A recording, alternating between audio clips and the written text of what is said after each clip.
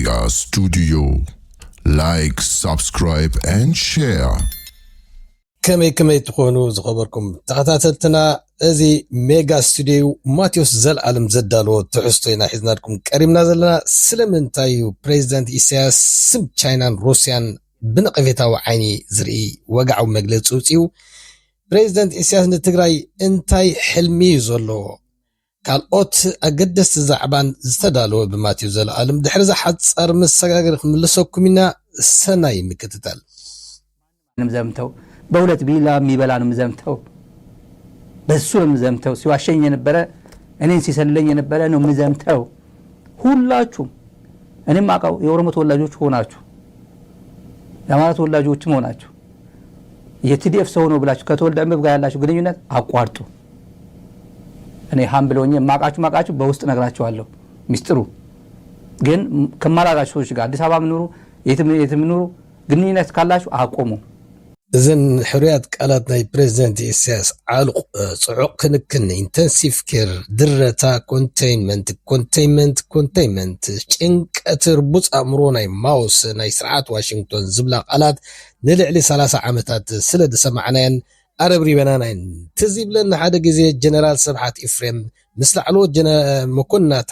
ناي سراويت إرترا سمينار أبز قبرولو زنبرا جزي حدا خبتهم تساتفتي زمدنا إيرتران أمريكان كما يزولو أبت فلمانات نتحندو عين وركو من كسا أبتيس عن 4 عام يشتنسي عك أب السلام نزاير كنكيد كمان يسلت أنو لنا نيروم تصبو زمدنا خانيرو شعوه تلازي أمريكان سيستم زبل وتعدراو سلتون كنمهار تغيرو نيرو نحنا نيشتو هزبدو أيقونان كسا كندزي معرى أمريكا ززارب عقمنا زين فلت سلمنتاي إذا يوات أنا دو تبل سخاب وغنكا كتحزواخ زي تفنو كاب زي عقمنا تتفانونو كبل مسحاتتو جنرال 7 فريم مجم قرب مقلل زبالي بالناس حقا صبو اللقا بتصاي أمريكا عباي هاقريا عقمناونا يكونن مساء معري أخن التاريخ كم زبال كيا كنحزاون يفتني وانتغنا أمريكا حرماس سلزغونا من كم زي حازن زفلت أيكونن اتحاد ازنو يحزو حيزي اللو قيبل اتحاد شرقو يحزو حيزي اللو قيبلك اتحاد كندها مما زدقاتو أبحقو حرماس كوينو ان حرماس زخبرو كوينو زسمعون اللو النابلة يسحقو بنبرة دانا إسياس تدقاقي ما تحجاجن قرنبيتن قنا مرة تقرمني أمريكاس بينا يتأمران بإرترا تجنقو ጭንቀቶም ሰማይ ዓሪዊዝ ብለካ ኢሳያስ ተረቢጾም ተናዊጾም መመሊሱ ጭንቀቶም ከአኒቲ አብቲ አልሸባብ ዶ ናይ ገለለም ጥሙቁና ሐቅም ሰአኑ ጭንቀቶም ሰማይ ዓርጊዝ ብለሎ እንተዳ ኤርትራና አሜሪካ ተጨንቃ ኮይና ዳ ኢሳያስ እንታይ ናይ ሎቢስቲ በአሽሓት ዶላራት ዘኽፍል አሎ ኢሳያስ ኣብ 2011 ናብ ኦባማ ዘማዕ ጽሓፎኸ ክሳዕ ክንድቲ ሙቅልል ኣዝዩ ንኦባማ ብጣዕሚ ብልሑን ነቲ ህቡብነቱን ዘደንቕን ደብዳቤታት ዶ ይጽሕፍ ኣይነበረን ንምንታይ ንምዃኑ ኣሜሪካ ንህዝቢ ኤርትራ እንታይ ኣጊዳቶ ንቡር ልዕልነት ሕጊ ከይህሉ ንቡር ቅርጽ ናይ መንግስቲ ባይቶ ካቢነ ሚኒስትራት ንኸይህሉ ኣሜሪካ ዲያ ኣጌጋትና ክበሃል ዝክእል كمون هتصانات مالت هنصاو لمعات كم صعات اغلغلوت طعنا مغعازيا نغداو نفتات نطفو فستات نخين غب ويك امريكا دي عقيداتنا مالت دي اسك ازون سومن زي امريكا اتي اغدا زبحال ترها ختول عليا يبحالو بدحري انتاي عينت لوطي انا قنصبه حيال تكالاتن لعلت حقن وي انستيشن زي بلو هاجر نتي سرعات راني والكسب زغلغل تراي تكالات حنيسكا زمن اواجات يكون لاي وفرن نغزن كالن زي بلو نا اوليغاركي سرعات بخميز بدا قمناي مس امريكا يكون مستن كالوت عبيت هاجرات كقربن كزاربن زقل كميغرن كامنو يخلا ولا بعل اوروبا حبرتن كالوتن مسان كخسرح يكالدو يلكاي محتات زدلي ابزي حجنا اسياس مجلس مجرم زقونه غوطيا ابلعلي راشان تشاينانون اقرب له أبزي أول بدعم تجرمه أتوم سبات تمالي أتناي تشاينا ساميتين راشيا ساميت مس أفريقيا أبز بحال كما يزبل وقعي أقابلان أخبرتن كم زقورون وقلاتنا تعزيمنا أب راشيا تعديمو دما أنتاي ديوز بالناس نبرة إسك سمعوا قل فيديو تات. The support of the People's Republic of China extended to the struggle of the Eritrean people for independence. Even though Eritrea and China established formal diplomatic ties in 1993, their practical strategic ties of friendship and cooperation had begun in earnest before 60 years. In this context, let me extend our profound gratitude to the Communist Party of China. It will end sometime. NATO will not get out of intensive care. EU will not get out of intensive care. These are systems that are crumbling. It's only a matter of time. And the whole world will have to be prepared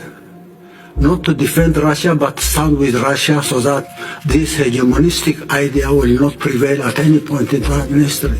Globally, the monetary system, the global monetary system controlled by dollar and euro has been used. Sanctions here, sanctions there, sanctions there, grabbing this account, grabbing that account has been one of their tools.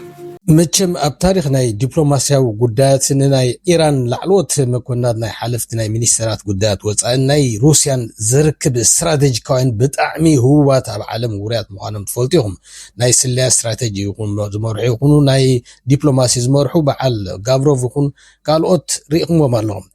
ነዚኦም ከዓ ዲስኩር ዝገብረሎም ዘሎ ኢሳያስ ራሻ ድልውቲ ነበረትን ክብላ ቆሎ ነቲ ናይ ስትራቴጂ ስለያ ናይ ራሻ እዩ ዝነቅፍ ነይሩ ማለት እዩ ፑቲን አንጻር ምዕራባውያን ሀገራት ዝካየድ ቃልሲ ንስኻ ምርሓና ይልዎ አውጅ ሳሳይ ውግ ዓለም ንስኻ አውጅ ይልዎ ኢሳያስ ዳት ዝክሮ ኮይንኩም እዚ ክነስማዓኩም ፀናሕና እዩ እዚ ድማ ኣብቲ ምስ ቻይና ዝገበሮ ድማኒ ንመራሒ ናይ ቻይና ካብ ግዜ ብረታው ቃል ሰዓት ሒዛ ቻይና ንሰውራ ኤርትራ ንናጽነት ኤርትራን ዘበርከቶ ተሓገዛት ብልዑል አድናቆት ከም ዝሪኦ ይገልጹ እዚ ድማ ቻይና ዝገበሩሉ ፕሬዝዳንት ኢሳያስ አቃብላ ድማ ተዓዚብኩም ይኹም ፍላይ ከ ቻይና ክሳዕ ሕጂ ብብዙሕ መገድን ኤርትራ ክትሕግዝ ፀንሐት እያ ግን ኣብ ዲፕሎማሲያዊ ጉዳያት ራሻ ይኹን ቻይና ካብተን ዓበይቲ ሓይልታት ብምዃነን መጠን ንኢትዮጵያውን ዓባይ ሃገር ከም ምዃና መጠን ነቲ ንኸትን ከይቀይማ ክብላት ሓደ ዕቃበታት ግብርታ ሓደ ክድግፍ ባህርያዊ እዚ ከዓ ብሃገራዊ ድሕነትን ረብሐን እንዳሓስባ እምበር እዚኣ ከይትቕየም እዚኣ ትኹርየልና ዝብል ነገራት ኣይሰርሕን እዩ ቻይና ኣብ ጉዳይ ናይ ኤርትራ እገዳ ዕቃበታት ስለ ዝገበረት ኢልካሲ ኣብ ወግዓዊ መግለፂ ድሕሪ 17 ዓመት ክትነኽሳ ምፍታንሲ እንታይ እዩ ቅንቅኙ ኣድላይ ዶ ነይሩ ኢልካ ይሕሰብ እንታይ እዩ ዕቃበታት ክትገብር ሓንቲ ሃገር መሰል ዶ ይብላኒ ራሻ ሓደ ግዜ ጥራይ ዘይኮነት ብዙሕ ግዜ አንጻርና መርገፂ ሒዛ እንተኾነ ናይ ኤርትራ ናይ ወፃኢ ዲፕሎማሲያዊ ፎከስ ግነታ እንኮን ወራር ክሬሚያ ብምድጋፍ ላዕለዋይ ጉጅለ ልኡኽ ሰዲዳ ጠብሎቕሎቕ ዝበለት ኣብ ጉዳይ ናይ ክሬማ ኤርትራ ነይራ እንተኾነ እዚኣ ራሻ ካብ ግዜ ብረታው ቃልሲ ክሳዕ ክንደይ ከም ዝደከረትናን ክሳዕ ክንደይ ከም ዝሓምሸሸትናን ንኢትዮጵያ ክሳዕ ክንደይ ክሳብ ዓንቀራ ከም ዘዕጠቕታን ዝዝከር ኮይኑ ድሓን እዚ እውን ዝሓለፈ ውሕጅ ውሰዶ ተባሂሉ ኣብ ዲፕሎማሲ ናይ ትማሊ ጽባጽብካ ዝግበር ስለዚ ይኮነ ናይ ሕጂ ይዘድልየና ኢልና መወሰድና ነርና እንተኾነ እዚ ራሻ ብድሕሪ እዚ ዋላ ናይ ክሬሚያ ምብጻሕውን ካልኦት በተደጋጋሚ ግዜ እቲ ክስታይ ክትገብሮ ተራእያ ዝድማኒ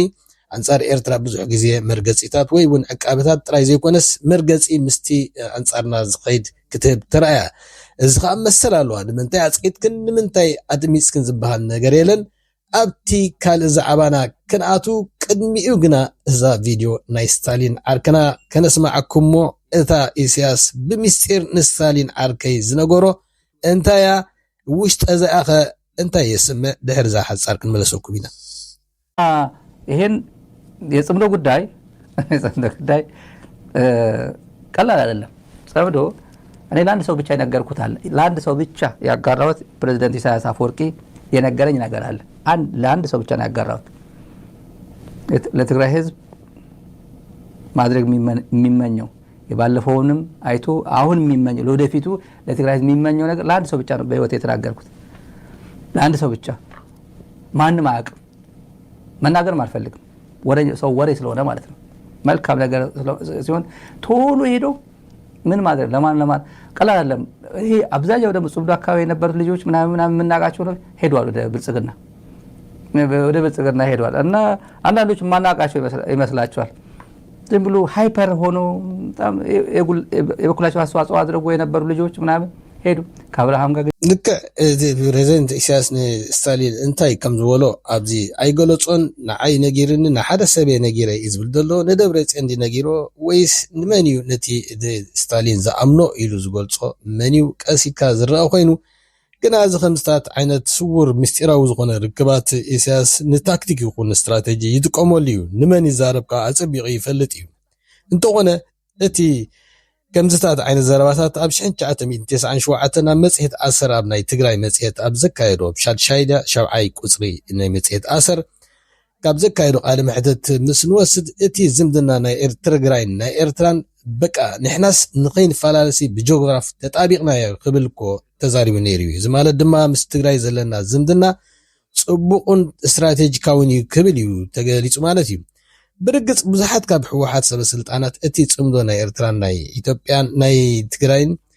ናይ ኤርትራን ኩሉ ግዜ ብስልታዊ ክገልጹ እዮም ዝረኣዩ እምበርዶ እቲ ስልታውን ስትራቴጂካውን ትርጉሙ ይፈልጦም ኢልካ ምስተሓት ድማ ብክልቲኦም ንውልቃዊ ረብሖም ኩሉ ነቲ ስትራቴጂካዊ ረብሓ ናይ ዝኽልቲኡ ህዝብታት